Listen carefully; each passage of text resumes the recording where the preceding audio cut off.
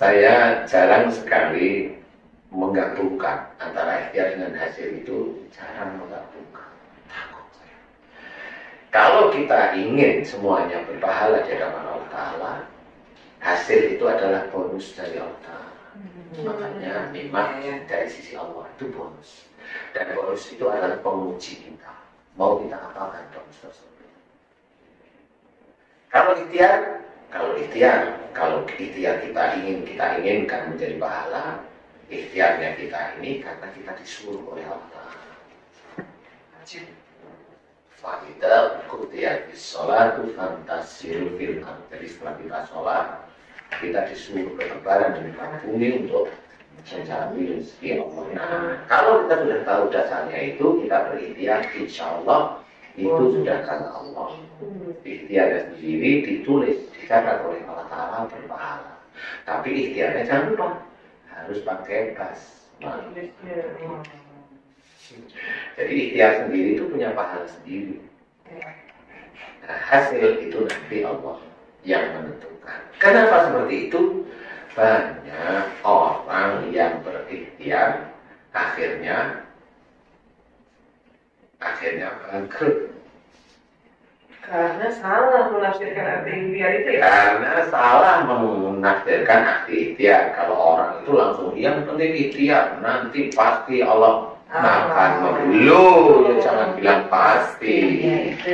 Jangan bilang pasti. Allah tetap akan menguji semuanya. Banyak yang bangkrut, ada yang ikhtiar dulunya diberi, kemudian walau-walau gimana caranya dikurangi harta sama Allah, dibangkrutkan. Walau-walau banyak hal yang menjadi seperti itu. Entah itu istrinya yang ngawur, entah itu suaminya yang ngawur, entah itu anaknya yang ngawur, entah anaknya masuk narkoba, kemudian dipegang polisi, kemudian ada masalah yang bisa menghabiskan hartanya. Walau-walau. Padahal kalau dilihat dia sholatnya juga lebih. Kan banyak seperti itu. Makanya jangan, tadi kalau Mbak Ani saya koreksi, jangan berpikiran bahwa ikhtiar itu pasti membawakan hasil. Kalau ikhtiar itu yakin membawakan hasil, berarti dia meyakini tentang kehebatan dia dalam berikhtiar. Nah, itu harus hati-hati. Makanya orang-orang yang dia diberi kaya oleh Allah Ta'ala, kalau imannya kurang pasti banyak yang sombong. Di YouTube itu banyak dia yang maaf ya, pamer ini, pamer itu, pamer ini, pamer itu, pamer ini, pamer itu. Ya itu hanya mereka ya. Tapi kan kalau saya ya belajar untuk tidak. Nah, disinilah yang harus kita ketahui bagaimana la in syakartum la azidannakum. Sebenarnya bersyukur itu tidak di titik kita dapat bonus. Ya itu memang iya, cuma memang setelah alhamdulillah kita tutup dengan innalillahi wa inna ilaihi raji'un. Ya, semua kan milik Allah dan akan kembali kepada Allah. Makanya yang buah-buahan itu adalah termasuk rezeki dalam bentuk harta, itu milik Allah. Nah, inilah yang harus kita ketahui. Nah, pada saat kita mau menceritakan nikmat Allah yang mana? Nikmat Allah itu juga ada pada tubuh kita. Kita itu bisa berikhtiar kerja, Mbak Ani bisa jadi program director. Kalau Mbak Devi menjadi produser, sebentar lagi jangan sama saya.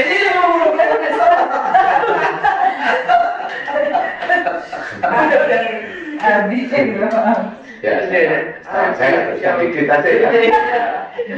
Ya, latih Mbak Devi.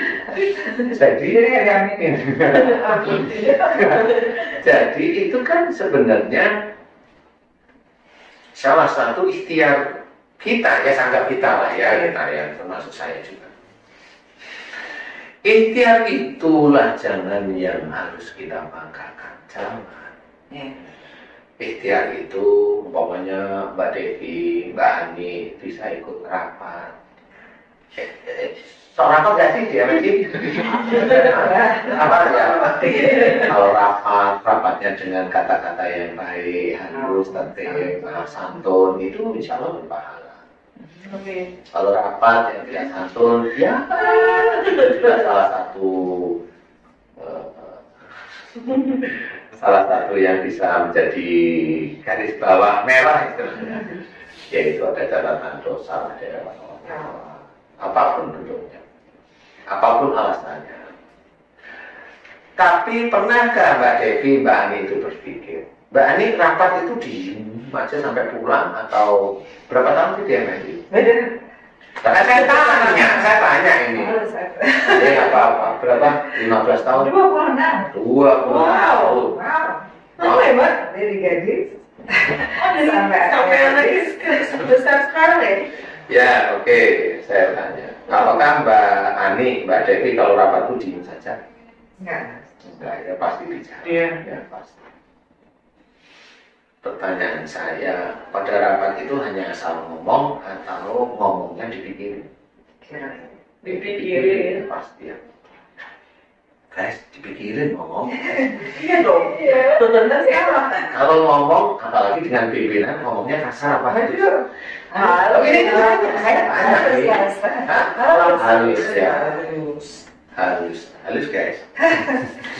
Ya, tadi kata itu enggak, saya nggak tahu nih guys. Saya nggak tahu. Tapi intinya adalah jadi rapat itu mau bicara pun harus berpikir. Dan pada waktu berpikir itu kan harus mendengar ya. Iya. Benar nih. Iya. 26 tahun. Rapat itu sehari kadang-kadang berapa? 1, 2, dan 1 kali ya. 1 hari 1 ya. Iya, biasa sekali. 1 jam. Iya, kadang. 2 jam. Oke. 20. Saya coba ngitung ya. Saya coba ngitung ya. Ini yang ikhtiarnya itu 26 tahun, 1 hari, 1 jam. Kalau dikumpulin 24 jam, 24 hari, 26 tahun itu berapa sih? Itu Pak? Itu Pak, 26 tahun itu berapa hari? Itu? Ya Allah. Kalikan 365 Kayaknya banyak. Kali itu kemudian kali dibagi berapa hari? Berapa tuh? Berapa 11.000? 26 tahun.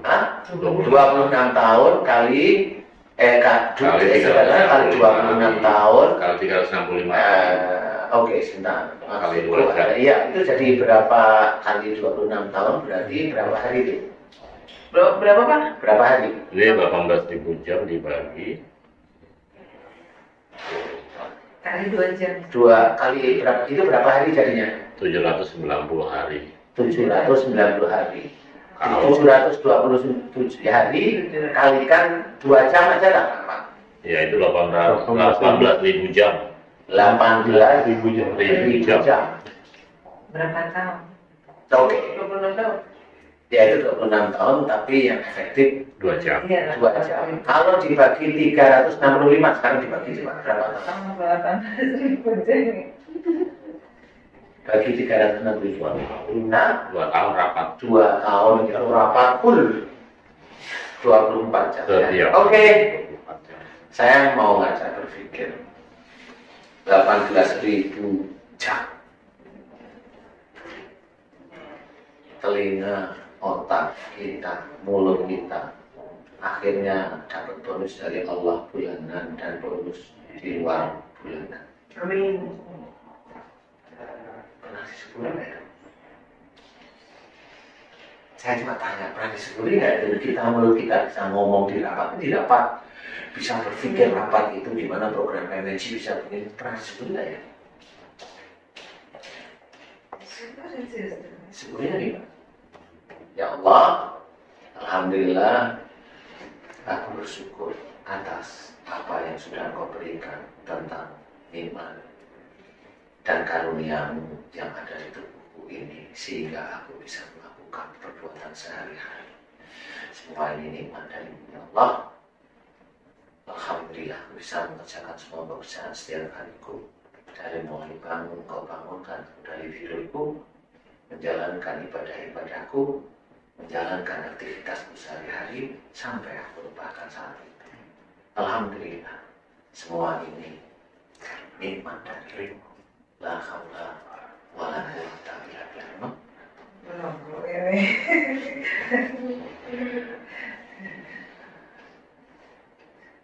Lain sakatum la azidanakum.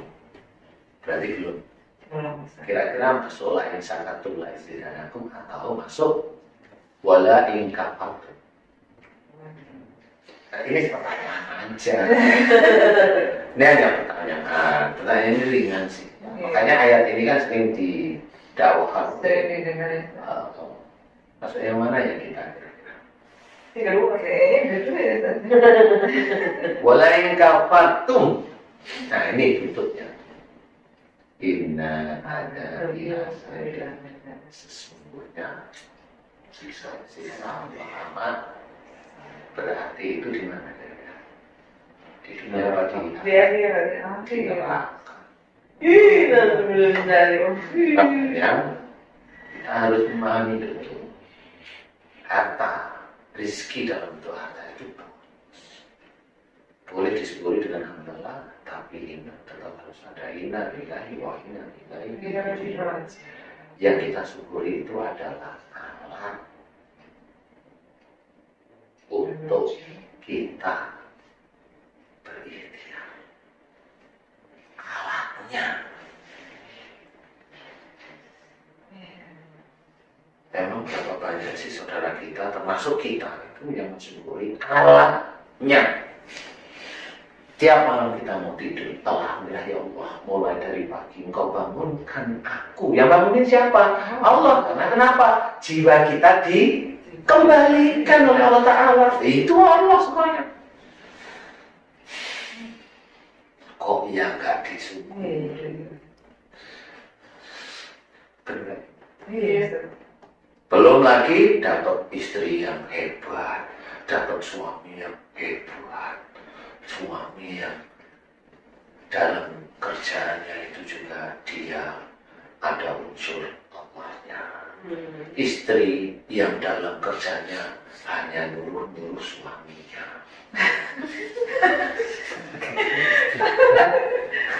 Tidak memperlihatkan Allahnya. Yang diperlihatkan apa? Egonya.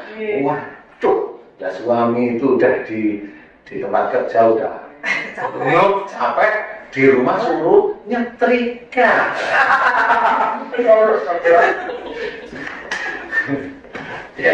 Ya itulah sebenarnya itu kesombongan kita terhadap Allah Ta'ala.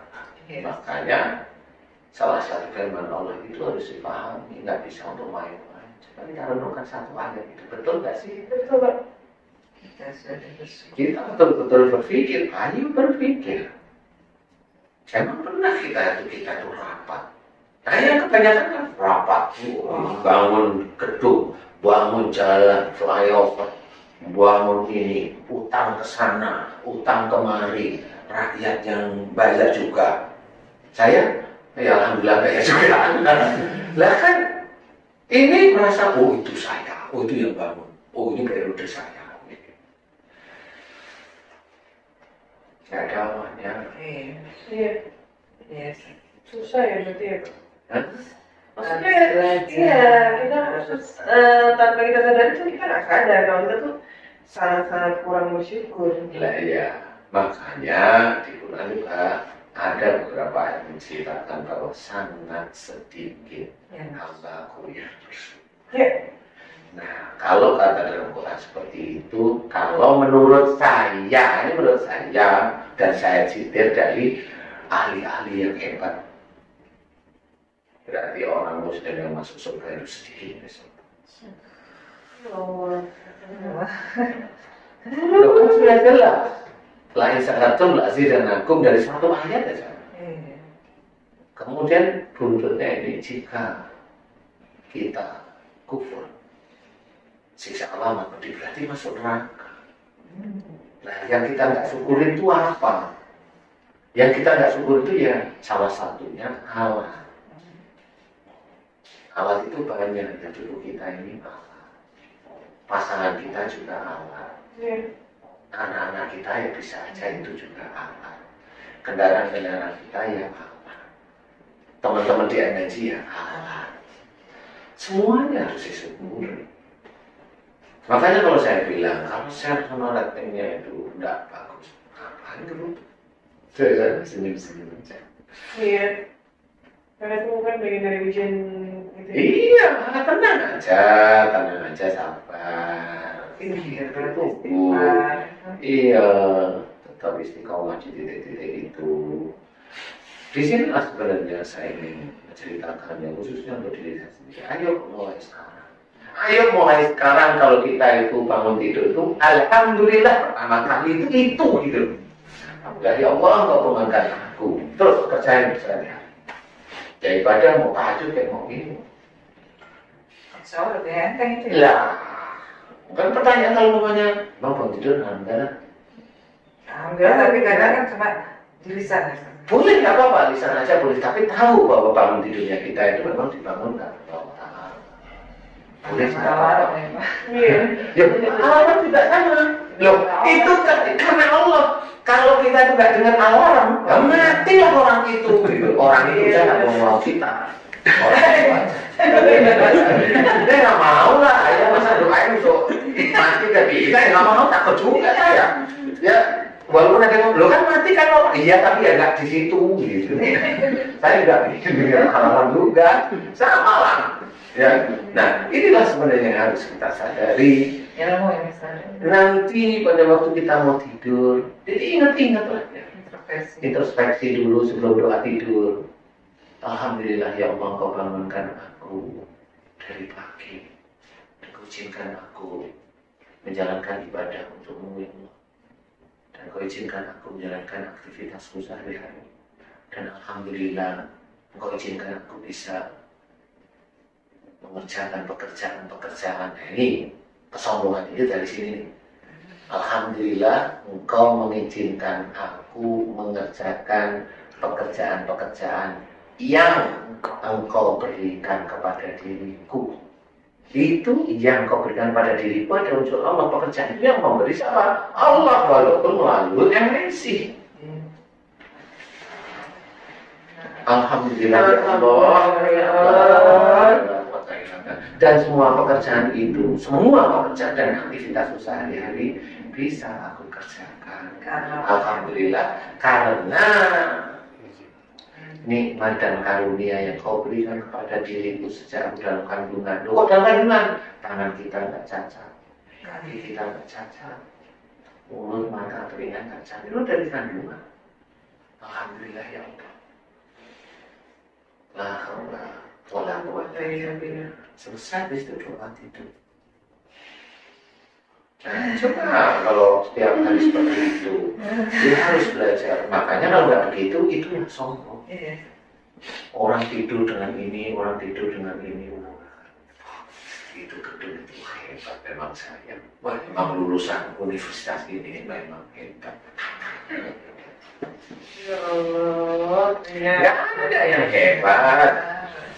Semuanya itu memang harus kita syukuri karena semuanya dari Allah. Makanya tadi surat Al-Anfal itu kita masuk di mana? Kita masuk di mana? Orang yang belum. Iya, masuklah sebenarnya. Jadi kita itu nggak usah nyalahkan orang yang lain. Kita sendiri belajar, introspeksi. Nah itulah kalau kita merasa bahwa semua ikhtiar, semua yang kita kerjakan itu menjadikan masyarakat itu senang, menjadikan negara itu baik, itu dari saya, dia sudah menuhankan diri. Dia insya Allah atas izin Allah enggak akan selamat. Karena orang yang seperti itu rata-rata nggak mau istighfar, nggak mau astagfirullahaladzim. Aku banyak sombong ya Allah, engkau titipkan aku kepandaian, tapi aku pergunakan untuk menuhankan diriku sendiri. Aku pergunakan untuk mengejek saudara-saudara.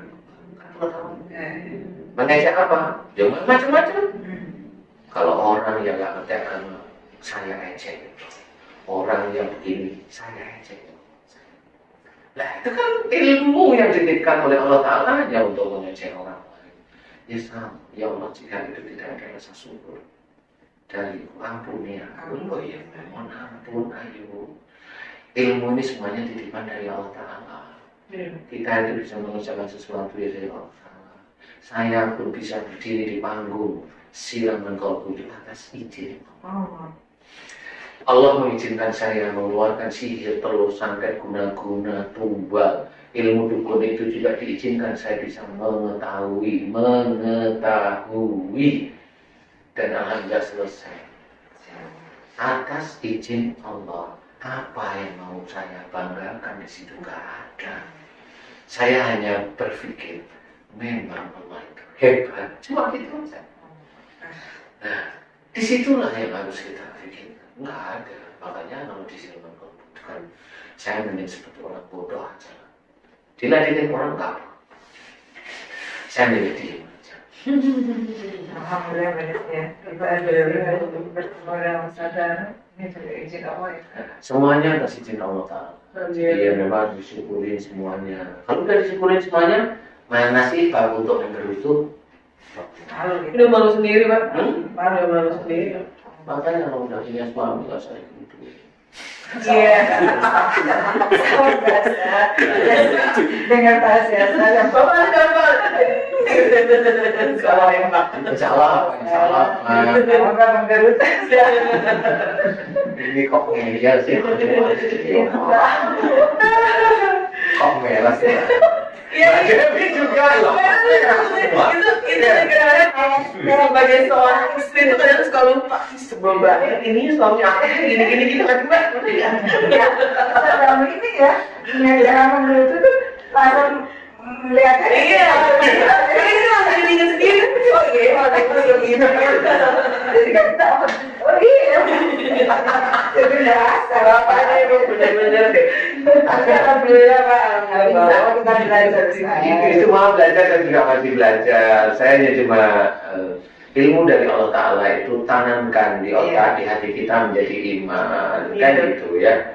Kemudian semua yang ada di sekitar kita ini petunjuk. Sekitar kita apa?